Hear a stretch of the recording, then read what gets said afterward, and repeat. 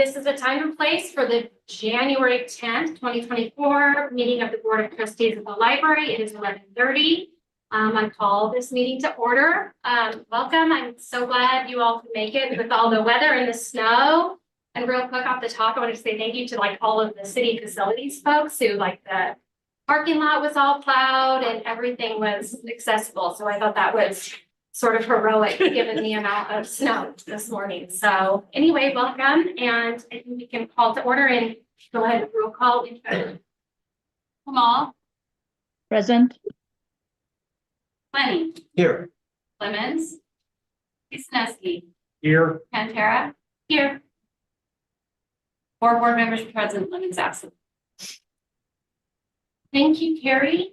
So our first order of business is approval of the minutes from the December 13th, 2023 meeting. Has anyone reviewed and ready to make the motion? I reviewed the minutes of the December 13th, 2023 meeting and feel they accurately represent the proceedings and move that we approve them as written. Second. Right, all in favor? Aye. Aye. Motion carries. Next up is our consent agenda. As a reminder, all matters may be considered in one motion, or alternatively, a trustee may ask that something be removed from the consent agenda and discussed separately. Is there a motion for approval of the consent agenda? I move approval as presented. Second. All in favor? Aye. Aye. Okay, consent agenda passes. Next up, we have Friends of the Public Library reports, and I believe we have a new president of the Friends of the Library to report today. So welcome, Zach. Good morning, everyone. My name is Zach Monahan. I'm stepping into Jill's very big, very capable shoes. As background, about 20 years ago, I went to Library and Information Sciences graduate school. My career has taken me in different directions, but I'm very pleased to be working with the Friends to advocate on behalf of Boise's library system. I really don't have any significant updates as of today. We're currently in our annual planning process and are actually meeting as a board tomorrow. So I will have more substantive updates later this week or later in the year, probably for the next meeting, as it relates to our planned auction and sale activity for the year. So that's really all I have at this time, unless there are questions. Questions for Zach? Welcome. Nice to see you. Nice to meet you. Thank you. Welcome. Thanks so much. We look forward to working with you. Look forward to working with you as well. Is Brian on for the foundation? Yep. So. Yes, I'm here. Good morning, everyone. The only information and update that I have to provide this morning is last month I reported that we are having the foundation's biannual meeting when elections are going to be held, and I reported that I would have information at this meeting today, but I didn't look at my calendar correctly and realized that meeting was actually scheduled for the following day, the 11th.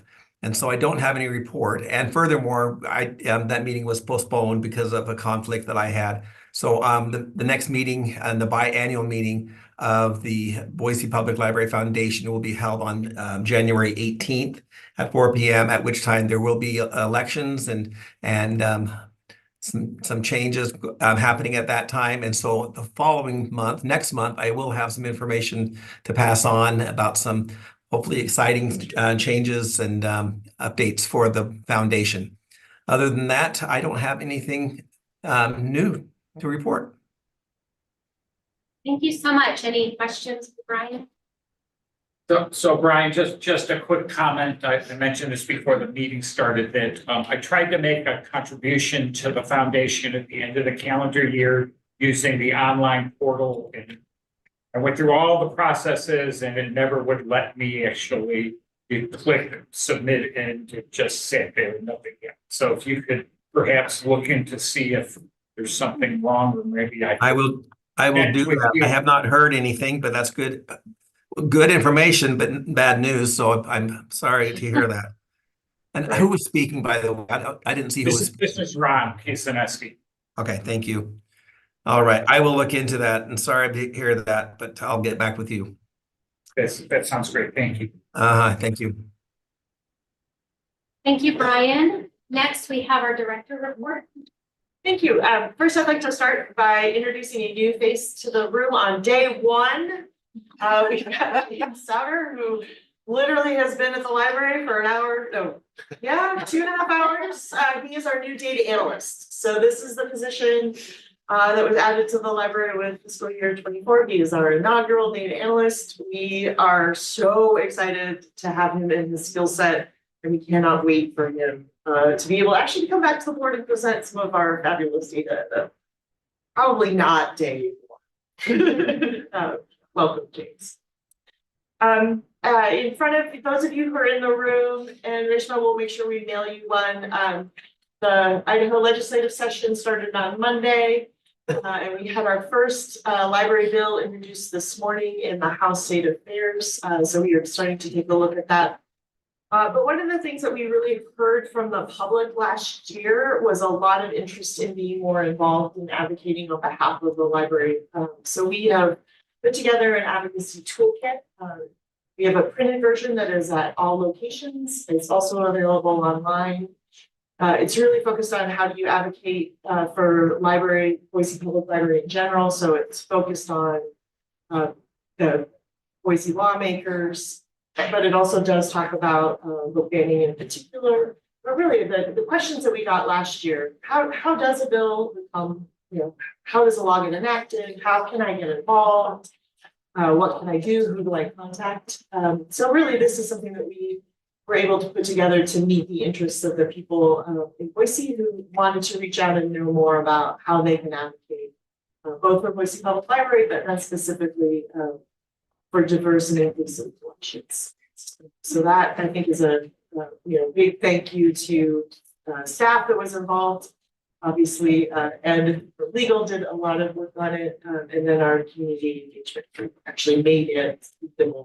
So we are grateful that that was something that the community really asked us to put together.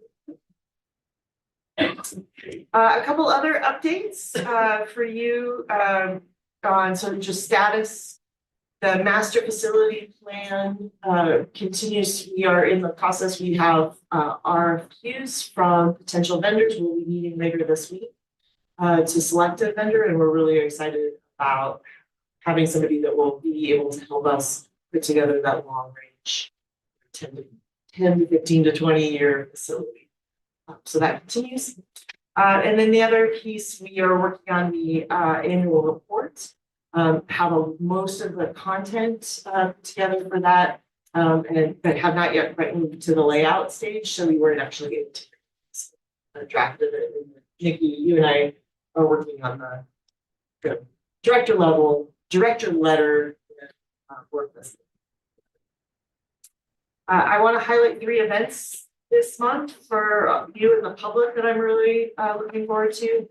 The first is we have our presentation. We have our first writer in residence program, and Natalie Disney will be doing a workshop on Wednesday, the 24th, and this will be at the Urban Haven House in conjunction with Arts and History. And if you are interested in writing or want to be a better writer, I got a chance to go to her workshop that she had last year, and she's a remarkable creative writing teacher.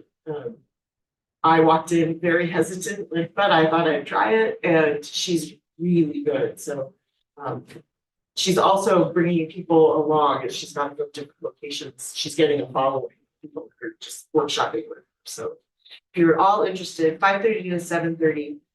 She talks about the power of imagery and writing as sensory language, and she includes what's going on in your brain when you're reading and writing, and how do you tap into that in a really way. So highly recommend it. We've also launched the Ultimate Book Nerd Challenge for 2024. That list is out and people are already reading books. We are going to have a launch party on Saturday, January 27th, here from 10 to 2, and that will be a real celebration of that program, a chance for people to come in and share books and ideas with each other, and really get that launched. So if you're interested in learning more about the community that's supporting Ultimate Book Nerd, or if you have decided this is the year you're going to tackle, I recommend that as well.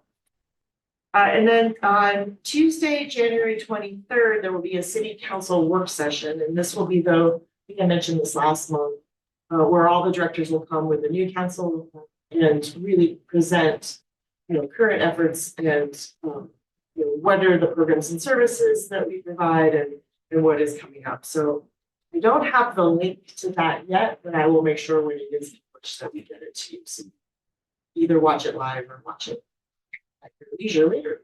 Remind us what time. Sometime in the morning-ish. Do you know by any chance? We start at 9 a.m. Okay. I don't know exactly when you come up. If you did in alphabetical order or. But Agenda has not, yeah, so the it tends to session, go from 9 till Yeah.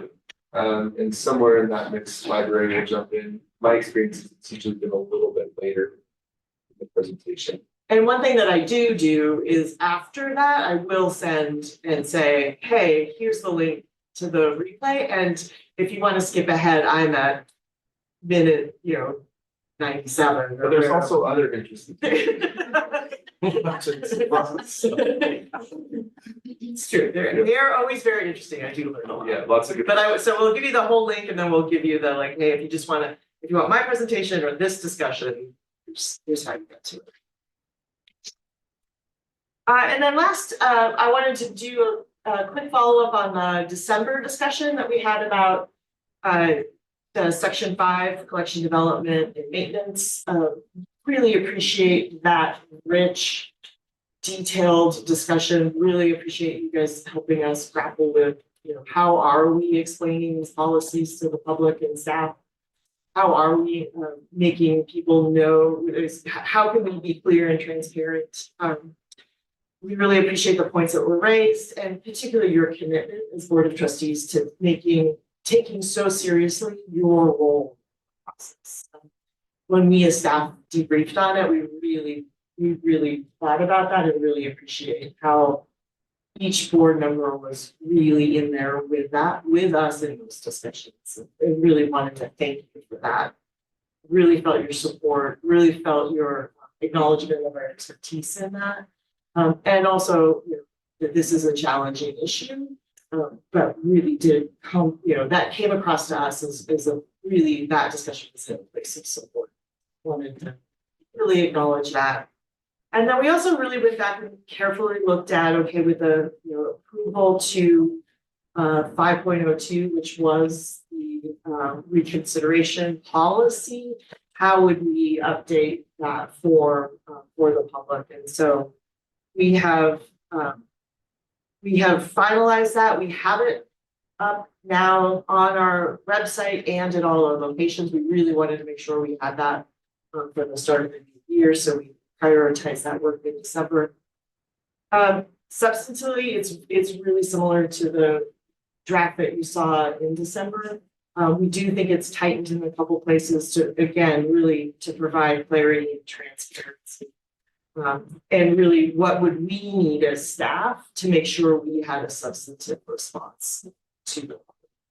So if you want, we can, happy to share you where the link is at so you can see it. But we didn't put it in the packet, we just wanted to update you here on this. And as you know, it's a new form. We revisit this annually, and so we will have it back in front of you and we can talk to you about if we have requests for consideration. How is the new process and policy gone, and how are what is the feedback? So I have a question for the representative about should the legislature pass this bill that's been introduced this. Obviously be in conflict with the policy as written. So is it? Then do you, as our representative, come to us and say, here's how? And I take it on this particular issue, it could be any issue that the legislature passes a law that ends up in conflict. How then does the process work in terms of? Well, my role as legal representative is to advise and answer questions and provide guidance. So I work with Jessica, her staff, and we keep an eye on things. make sure anything that we feel rises to board action is brought to the board. So we're definitely tracking and keeping an eye on how they would or would not fit our process. But if I understood your question, if a new law is passed, isn't it a requirement that we make the policies of the library consistent or compliant with the new law? Yeah, right. And so we would bring that to you, recommendations based on what we see in our policies and and how we read the law. Okay. Jessica, you might be able to provide a little guidance based on, I know last year you had done some work just looking at because that one bill had initially Right, passed, that we would have a meeting and there would be sort of an implementation process of figuring out what it means, what the impact is, what actions do or do not need to be taken. So I think that's a process led by library staff that then would probably take one or more board meetings to. Yeah, so I'll just answer that sort of with part of what we do when we review policy on an annual basis is Ed's looking, or legal team is looking at all library legislation or any legislation that would that we would need to have a discussion at the Board of Trustees. For instance, I think before your tenure, there was a law passed about how public spaces could or could not be used for candidate forums, which actually did require us to change the policy to be in alignment with that law. That was a meeting room use. So we have a cadence when it comes up for the policy review, we look at it from a staff side. Legal always looks at it from a has anything changed nationally or has anything changed locally? And if we do, we'll bring that to the board with, sometimes we bring it, the staff has a way that process or that policy can be better implemented. Sometimes legal comes in and says, hey, there's a law that you need to factor in. In the particular case of library legislation right now, it's really hypothetical. But to Nikki's point, last year when we did have some things passed, then we did start having discussions about, okay, what does the, if this law will go into effect on this date, what are the board meetings we have between then and that date? And what does the board need to, what do they need to know? What questions are they going to need to have? And so we would block out, a thoughtful consideration of any new library legislation that was enacted so that you all would have time to really understand the implications and that we would also have some time to really understand what are the implications for how we manage. So we hope that we'll have a similar, opportunity to provide feedback on potential law, but then also have some real time to understand what does this require from us to make sure that we've been able to respond to the law. So I'll just, but for a moment, my former head is, I was a state agency and the legislature contemplated laws that had concerns may turn out to. So I guess I would say that the legislature does pass laws that have constitutional questions that surround them. Limited reading on the bill that's being proposed has at least some level at which there may be questions.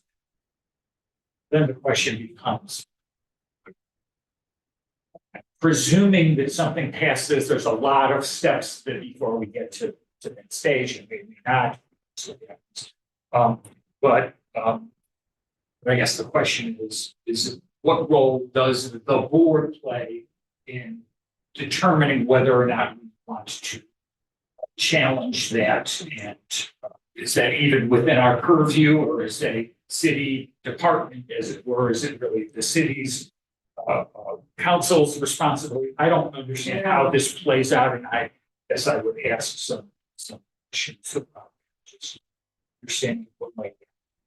I can speak to it from a council lens, and there may be some additional complications since there's actually here as well. So there's probably two different permits. We have our intergovernmental affairs team. It's working really closely, kind of watching legislation, providing input, all those types of things. When something gets passed, or when something we think that there might get passed, that we may think is an overreach, unconstitutional, whatever it may be, council will give presentations about potential legislation that will have a negative effect on the city, and ones that may be able to be challenged, and ones that may not be able to be challenged, but will change the way we actually at the city level. And oftentimes when it comes to any legal decision, whether it's related to new legislation or any other lawsuit, presentations will get made to council, and council will oftentimes make a decision on whether or not we think this is something that should be pursued, that's winnable, could be pursued, or whether it's something that couldn't be, and then what would be the effects. So that's how the city council actually addresses it, with the mayor's office as well. And there are things that we have challenged, things that have been unconstitutional, that we've pursued in the past, and there's been other ones where we didn't think it was a way to challenge it. I would assume that the board, in addition to city council, has some additional abilities, but I don't know how much the board has typically flexed.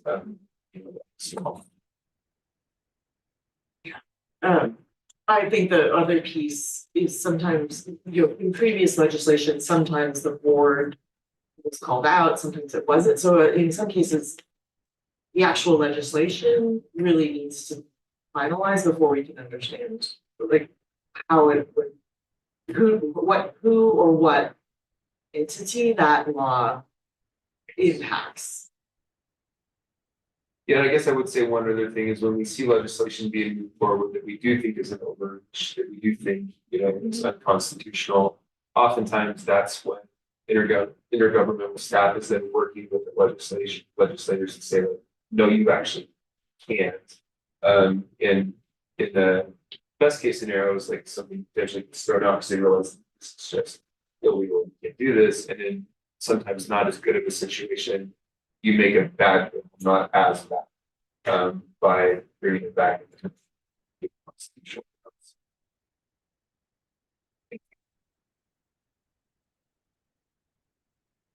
More to come, I'm sure, so stay tuned. Thank you. Thank you. Not for me. Next we have policy review, and Sarah is here to present, and I think this one does not have any proposed changes. It does not, and it is policy, and you might notice we're jumping around a little bit, so we quick jumped on 5 because legislature was starting. I moved on to 6, it's pretty short and sweet. We'll go back to 4 starting next month, and that is our biggest section, use of the library. So that will take a few months to get through, so we're gonna just snag this one in between. But this is section 6.0, gifts and bequests, and it lays out the policies for how the library accepts gifts, what is done with them, and then the same for facility needs. And I do not have any proposals for changes. Any other questions on those policies? None for me, thank you so much. And then next is some interim fiscal 2024 budget changes, and Emily is presenting. So we are requesting approval for an adjustment to it's a budget neutral adjustment to our budget. And really, we have applied for funding. For those of you who were here last year, you might remember we received a grant, an ESSER Summer Learning Grant, to help expand our outreach for our summer reading programs. It was an amazing program. We were able to hire interns, go out into the community. We reached a lot of additional kids and families that we wouldn't have been able to reach without the intern hours. It was a huge success. We learned a lot. So when the opportunity came, we wanted to reapply for funding again this year. We received funding for $10,000 specifically to hire 2 interns that will basically build on what we did last year, continue to increase our outreach program for kids who need it, who've been disproportionately impacted by COVID. So we received the funding, so we're requesting an approval for a budget adjustment to both bring in that $10,000 in grant funding and spend it on 2 interns to expand our summer. So we're just asking the board to approve that adjustment. Thanks, Emily. Questions, or if no questions, a motion to approve? Sorry. No, go ahead. Questions. Are there any restrictions on the ages of the participants? So we are if the question is regarded to interns, we're hiring college age interns. And for our summer learning, we worked with early kindergarten or early learners, and we even included some family learning. So our summer learning program is really just to expand that reach, and the range that is impacted by the program is pretty broad. The grant is specific to school age children, which was who our interns worked with last year. I'll talk about this all day, so if you've got one. Should we end up in a situation that others have using COVID funds? Age groups that were. Yeah. Yeah, this grant specifically targets school aged, and we've got a great partnership with the Boise School District and some other refugee serving organizations that enable us to reach a great.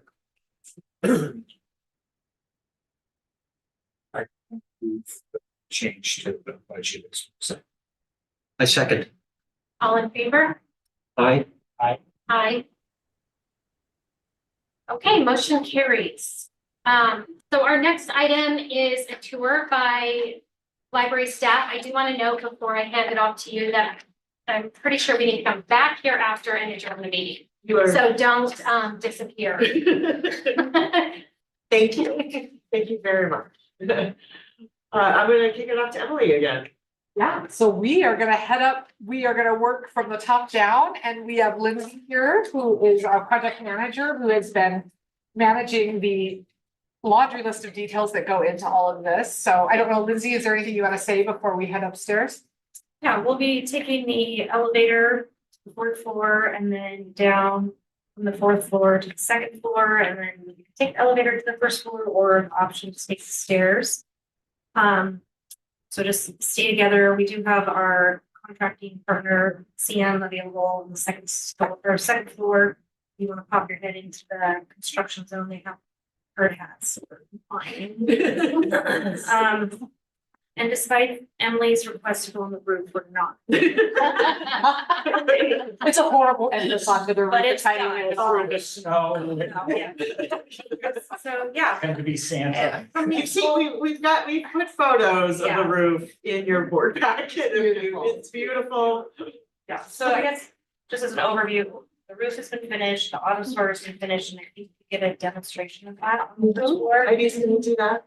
And then we're working on the restrooms. The 1st floor has been completed, so construction is ongoing on the 2nd floor and the 3rd floor, 4th floor, and then on the 4th floor, you'll be seeing a lot of major effort by Heidi and her team of clearing spaces out, because we're doing this sort of matrix moving shelves, moving books, getting rid of some shelves, and then doing abatement for preparing for the 4th floor remodel, and then the 1st floor remodel. That. So we'll get to see some pre-construction work, during construction work, and post-construction. All the phases. It's someone gonna stand. Give her shit. Would you be able to say? Oh, yeah, we didn't have Amber's date.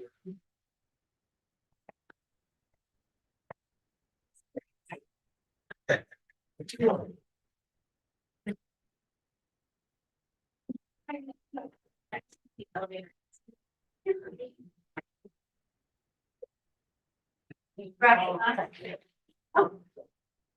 tour is gonna probably be about 20 to 30 minutes.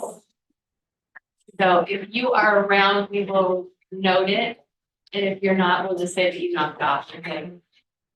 Yes.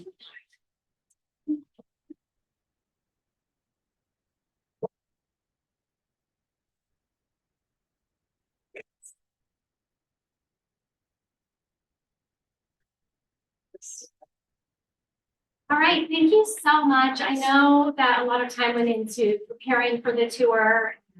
Got delayed once, and I'm glad we were able to do it today. So thanks for all the work. It was really, I thought really valuable. Yes. Great job. Thanks, Steph. Any other questions on that, Lindsay? Or? Okay, so next, to review payment factors is myself. That's fine. I'm able to do that. The next meeting is February 14th. Does anybody have an issue with that date that we know of? Okay, well, that said, I would entertain a motion to adjourn. Move we adjourn. Second, all in favor? Aye. Aye. We're adjourned. Thank you, everybody. Thank you, Rashma. Thank you. Rashma.